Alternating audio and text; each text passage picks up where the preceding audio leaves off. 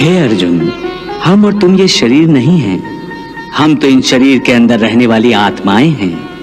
ये शरीर तो केवल हमारे रथ हैं, हम उसके स्वामी हैं। रथ के टूटने से स्वामी नहीं टूट जाता, उसी प्रकार शरीर के सुख और दुख आत्मा को सुखी या दुखी नहीं करते। यदि हम आत्मा हैं, तो फिर ये सुख दुख का आभास हमारी आत्मा को क्यों होता है? ये सुख दुख का आभास आत्मा को नहीं होता, केवल शरीर को होता है। तो फिर आत्मा को क्या होता है?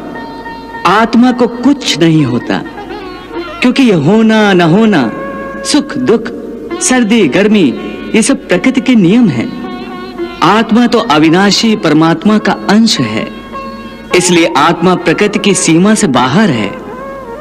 आत्मा अचिंत्य है, मानवीय चेतना के चिंतन के घेरे में नहीं आती। अर्जुन, आत्मा पर प्रकृति और सृष्टि के नियम लागू ही नहीं होते, क्योंकि वो सृष्टि और प्रकृति दोनों ही की पहुंच से बाहर है।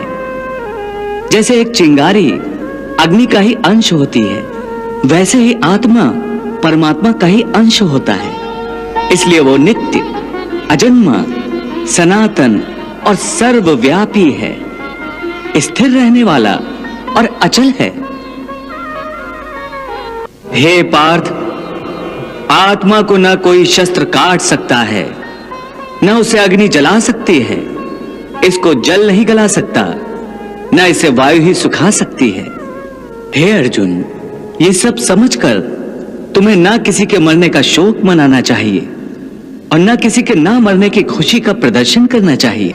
हे केशव, ये सब मानकर भी कि आत्मा नित्य, सनातन और अजन्मा है, उसे शस्त्र नहीं काट सकते, आग नहीं जला सकती, फिर भी प्राणी की आत्मा को दुख सुख, शोक खुशी, मान अपमान, पीड़ा और आनंद का एहसास क्यों होता है?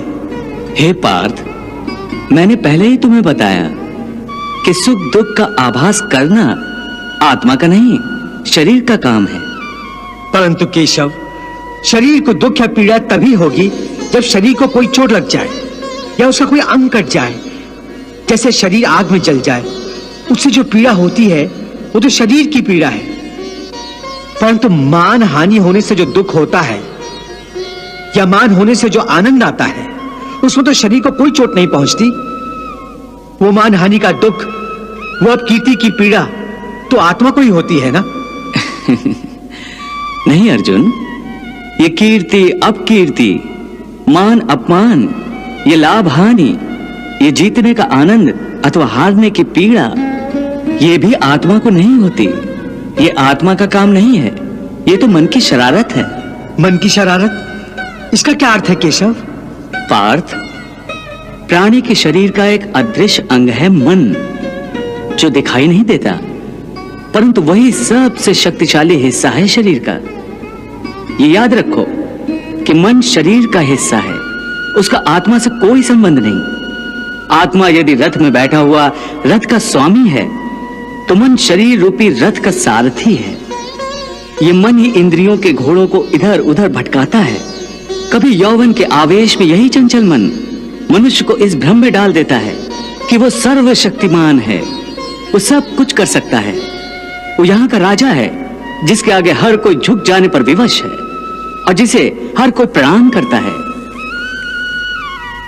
जिस तरह दीपक की बाती को दीपक तले छुपा अंधेरा दिखाई नहीं देता, उसी तरह जवानी को उसके पीछे छुपा बुढ़ापा और कमजोरी दिखाई नहीं देती। परंतु जब शरीर के दीपक में यौवन शक्ति का घी जल जल कर समाप्त होने लगता है और दीपक तले छुपा अंधेरा बढ़ने लगता है, तो मनुष्य घबराकर चिल्लाने लगता है, मैं बीमार हूं। ये रोने का नाटक भी मन ही करता है। हे अर्जुन, मनुष्य को मैं के घमंड की मदिरा पिलाकर मधोश करने वाला पाखंडी केवल मन है।